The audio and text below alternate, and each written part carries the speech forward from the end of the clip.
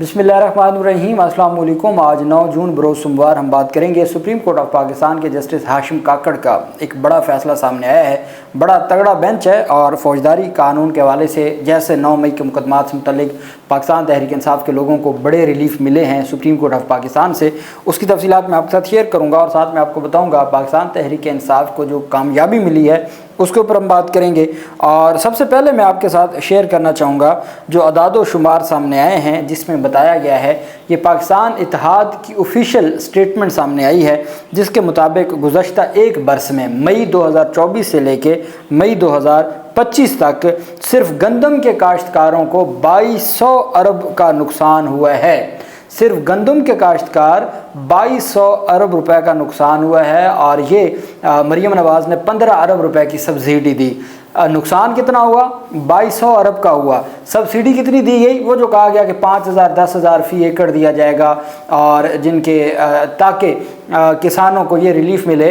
मरीम नवाज़ ने कहा, पंजाब हुकूमत ने कहा कि हम आपको पैसे इस वजह से दे रहे हैं, आप अगली काश्त जो आपने करनी है उसके ऊपर आप वो काश्त कर लें, गंदम अपनी बचा के रख लें। आप देखें ना क्या स्ट्रेटजी है। वो जैसे नहीं एक आम दुकानदार होते या बिजनेसमैन होते, थड़े के या गली कूचे के जो बिजनेसमैन होते हैं, जो उनकी अप्रोच है वही इस वक्त हमारे निज़ाम की अप्रोच है। कहा कि हम आपको 10,000 रुपये पर एकड़ दे रहे हैं, आपने ये करना है कि अपनी गंदम बचा के रख ले और आप जो अगली काश्त करनी है वो इस 10,000 रुपये से कर लें। अब 10,000 में कितनी DAP की कितनी बोरी आ जानी है और क्या होना है वो इनको नहीं पता।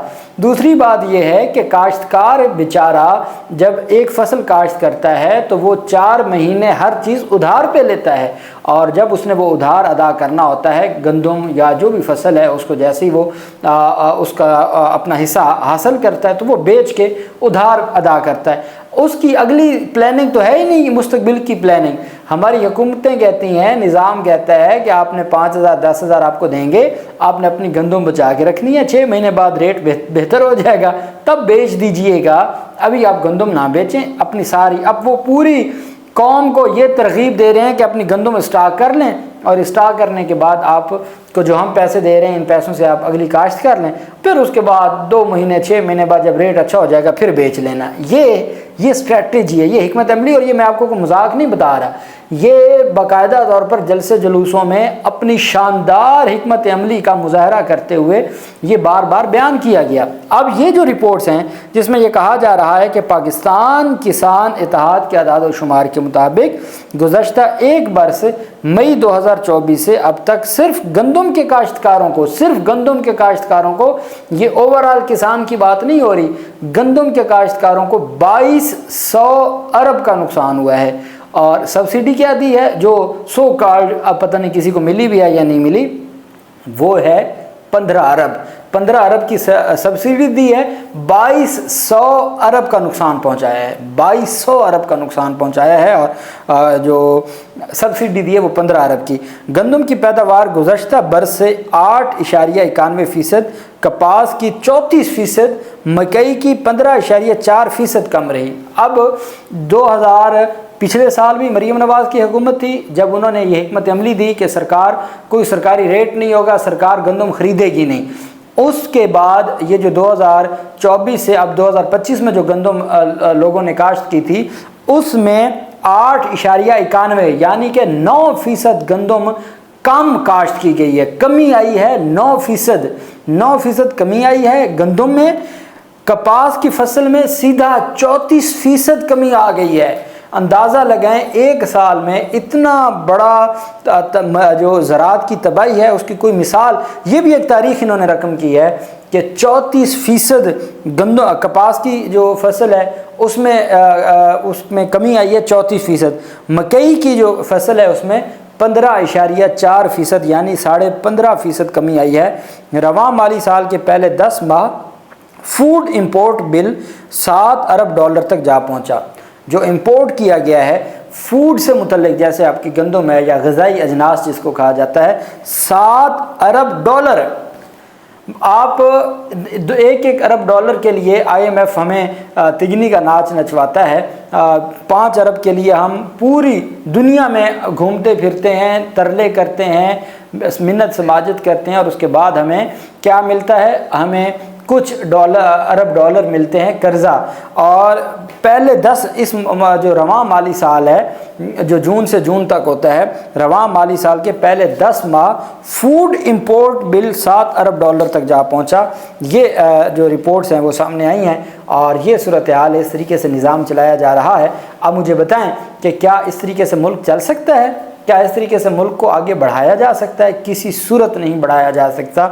और ये जो रिपोर्ट्स हैं ये खौफनाक रिपोर्ट्स हैं, ये इतनी खौफनाक रिपोर्ट्स हैं कि हमारे मुल्क में जो इस साल गंदम में किसानों के साथ हशर किया गया है, पहले तो 9% कमी हुई है ना पिछले साल की, अल्लाह ना करे ये कमी 20% तक जा पहुँचेगी। कहाँ जाएगा गरीब किसान, कहाँ जाएगी गरीब आवाम? आप तो 7 अरब डॉलर इंपोर्ट करते हैं या आप ग़िज़ाई अजनास बाहर से मंगवाते हैं, पता नहीं उसमें आपको क्या कमीशन मिलती है, क्या आपको बेनिफिट्स मिलते हैं। अपने किसान की गंदम आप ख़रीदते नहीं है, बाहर से आप मंगवा रहे होते हैं। ये अब सूरत हाल है, इस तरीके से निज़ाम चलाया जा रहा है, इस तरीके से चीज़ों को आगे बढ़ाया जा रहा है। दूसरी तरफ हम आ जाते हैं पाकिस्तान तहरीक इंसाफ के अली अमीन गंडापुर की जानिब से। वो ये दावा कर रहे हैं कि वो वफाक ने हमसे मदद मांगी है और इस वक्त खैबर पख्तूनख्वा बतौर सूबा इस पोजीशन में आ गया है कि वो अब वफाक की मदद कर सकता है, इस पोजीशन में आ गया है। अब आप देखें, सेहत कार्ड ख़त्म कर दिया गया पंजाब से, उसके बाद जहाँ कोई सब्सिडी दी जाती थी किसानों को वो नहीं दी गई। फिर उसके बाद आप देखें सरकारी अस्पतालों को प्राइवेट किया जा रहा है, एजुकेशन आपकी सारी प्राइवेट करने की प्लानिंग की जा रही है। दूसरी तरफ जब हम बात करते हैं खैबर पख्तूनख्वा की, वहाँ आपको सेहत कार्ड है, मुश्किल से पेचीदा उसमें बीमारियाँ शामिल की जा रही हैं। अभी एक वो कार्ड लॉन्च किया गया जो बेवा ख़वातीन के लिए था, उनको एक कार्ड दिया गया, बेसहारा ख़वातीन के लिए। फिर इसी तरह जो माजूर लोग हैं उनको दिया गया, मसाजिद को दिया गया, जो इमाम मस्जिद हैं उनको दिया गया। तो ये एक स्ट्रेटजी बताती है कि जो आम आदमी के लिए, जो आम आदमी के भलाई के लिए है। अब खैबर पख्तूनख्वा के वज़ीर आला अली अमीन गंडापुर ने कहा है कि हमारी अदली आज़ादी ना होने की वजह से इमरान खान जेल में है, ताहम उनकी रिहाई के लिए तहरीक की तैयारी ज़ोरों से जारी है। डेरा इस्माइल खान में मीडिया से गुफ्तगू करते हुए गंडापुर ने कहा कि इमरान खान की रिहाई अदालतों से मुंसलिक है और हमारी अदलिया आज़ाद नहीं है। मुल्क में अदलिया आज़ाद ना होने की वजह से इमरान खान को जेल में डाला हुआ है। उन्होंने कहा कि इमरान खान की रिहाई की तहरीक कामयाबी अल्लाह ताला के हाथ में है। हमने पहले भी तहरीक चलाई और अब दोबारा तहरीक की तैयारी कर रहे हैं। अली अमीन गंडापुर ने कहा कि सूबे में टैक्स फ्री बजट देंगे, आवाम पर कोई नया टैक्स नहीं लगाएंगे। ये खैबर पख्तूनख्वा कह रही है हुकूमत कि हम टैक्स फ्री बजट देंगे, खैबर पख्तूनख्वा में कोई नया टैक्स नहीं लगाया जाएगा। सूबे में मेगा प्रोजेक्ट शुरू कर रहे हैं और पेशावर डेरा मोटरवे पर काम हो रहा है। उनका कहना था सूबे में एजुकेशन इमरजेंसी लगा रहे हैं, तालीमी मेयार को ऊपर ले जाना चाहते हैं, नौजवान को अपने पैरों पर खड़ा करने के लिए बिलासूद कर्जे देंगे। सूबे के पास कर्ज अदायगी के लिए 150 अरब मुख्तस कर रखे हैं। उन्होंने कहा सूबे के पास इतने पैसे हैं कि वफाक को वो कर्ज दे सकता है। मकरूज मुल्क आज़ाद और ख़ुद मुख्तार फैसले नहीं कर सकता। कहते हैं मैं शुरू से कह रहा हूं कि अफ़गानिस्तान का मसला मुज़ाकरात के ज़रिए हल होगा। वज़ीर आला खैबर पख्तूनख्वा ने कहा कि वफाकी हुकूमत ने अफ़गानिस्तान के साथ बातचीत शुरू कर दी है। हम कहते हैं कि अफ़गानिस्तान के साथ मुज़ाकरात में सूबे को भी शामिल किया जाए और ये बात जिरगे में भी मैंने कही है। हम चाहते हैं कि हर सूरत खैबर पख्तूनख्वा को आप शामिल ना करके किसी सूरत भी कोई, जैसे एक वफ़द हमारा गया हुआ है, इतना लंबा चौड़ा वफ़द है हुकूमती इत्तेहाद का बिलावल की सरबराही में कि वो जिस मेहमान के पास जाते हैं उसको मिलना मुश्किल हो जाता है। इतने लोग हैं, पूरी लाइन लगी होती है। ये हमारी शाह खर्चियाँ हैं। हम दुनिया को क्या बताने हैं जी हम जंग जीत गए हैं, हम दुनिया को बताने हैं कि भारत ने दहशतगर्दी की, तो वो एक बंदा भी जाके बता सकता है, 2 बंदे चले जाएं। फिर मज़े की बात यह है कि उसमें अपोजिशन का किसी बंदे ही नहीं शामिल किया, अपोजिशन को उसमें ऑन बोर्ड ही नहीं लिया गया। अपोजिशन ने एहतजाज किया कि अपोजिशन के लोगों को लेके जाएं, दुनिया को बताएं कि अपोजिशन और हुकूमत इस मामले के ऊपर एक पेज पर हैं। जैसे जंगी जब एक हिकमत अमली तय की जा रही थी तो पूरी कौम एक पेज पे थी, लेकिन वो ना दिखाया गया। अब यहाँ पे वो कह रहे हैं खैबर पख्तूनख्वा के बगैर आप अगर अफ़गानिस्तान से बात करते हैं तो मसाइल हल नहीं होंगे। अफ़गानिस्तान से अगर आपने बातचीत करनी है तो आपको हमें अपने साथ मिलाना होगा, चूँकि खैबर पख्तूनख्वा और अफ़गानिस्तान में बहुत सारी चीज़ों में ममासलत है। जिरगा का सिस्टम है, वो भी जिरगों का हया करते हैं, वो भी यहाँ के जो अमायदीन हैं, कबायली अमायदीन हैं, उनकी इज़्ज़त करते हैं। तो इस वजह से खैबर पख्तूनख्वा को शामिल किए बगैर खातिर खा नताइज नहीं मिल सकते। लेकिन चूँकि एक ज़िद है पाकिस्तान तहरीक इंसाफ के साथ, इस वजह से उस ज़िद को पूरा करने के लिए किसी भी मुकाम पे जाया जा सकता है, किसी हद तक भी जाया जा सकता है। वहीं पे सुप्रीम कोर्ट ऑफ पाकिस्तान का एक बड़ा फैसला सामने आया है। जस्टिस हमारे जो काकड़ हैं, ये जस्टिस हाशिम काकड़ बेंच था, 3 रुकनी बेंच था, उसमें जस्टिस हाशिम के साथ जस्टिस अली बाक़र नजफ़ी थे और जस्टिस इश्तियाक जो चीफ जस्टिस आए हैं पेशावर हाई कोर्ट से, तगड़े जज हैं।